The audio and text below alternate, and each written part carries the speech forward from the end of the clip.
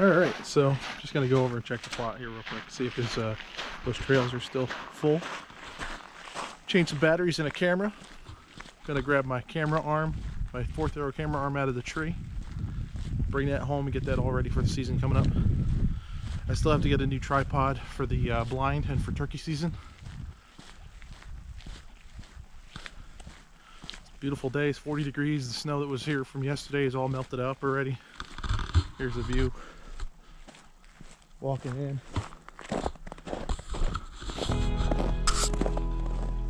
Get turned back on as soon as I get over there, guys.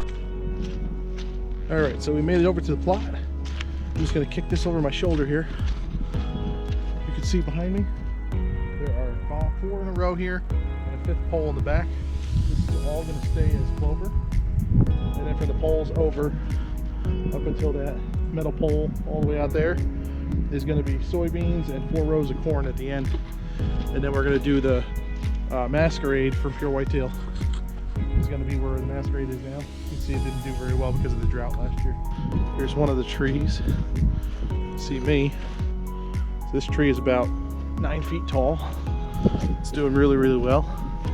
This one as well. You can see the new shoots that are up, way up past my reach. That my reach is 8 feet, so this one's also 9 feet tall. See me next to it. Cleaned up the log road. Here's the big apple tree. I've done a lot of pruning on this tree in the last couple of years. Last year it didn't do very well, but I think I'm going to do is I'm going to prune more. So if you look in the leads on the top, the more that touch each other is bad, and all these little leads, just get you up here.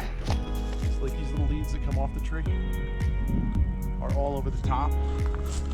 They'll actually hurt your tree. I have these new trees. They're doing very well. You can see this one's got a lot more leaves on it now. And this one's at least 10 feet tall, maybe 11 feet tall. This one I planted 2 years ago.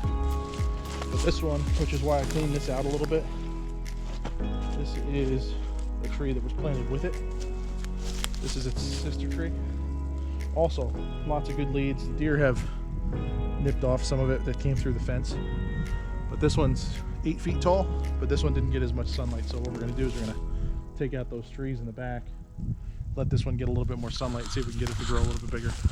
And that's your clover run. And then outside of that is going to be beans. You got 2 smaller chestnut trees here at the bottom. It's a little bit wetter down here, so I don't think they're going to do very well.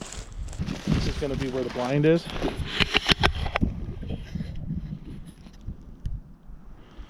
So the trail that comes out right there, and the deer will come out past here. So this, from here to that tree, is about 20 yards. So with the blind being here, I can see the whole upper part. It'll be 6 feet tall, so it'll be up into these branches a little bit. This tree I'm going to cut down and get it so it's cleared out that way. Then I'm going to tuck it right in to this pine here, in between this pine and these 2 ash trees. And this is my projects for the springtime. We're looking at probably the first week of March is going to be next week. We got a storm coming in on Monday. It's supposed to drop 6 to 9 inches of snow, so our frost seeding might get delayed a little bit more. We're going to delay so that we can frost seed this clover with the Pure Whitetails Clover Extreme.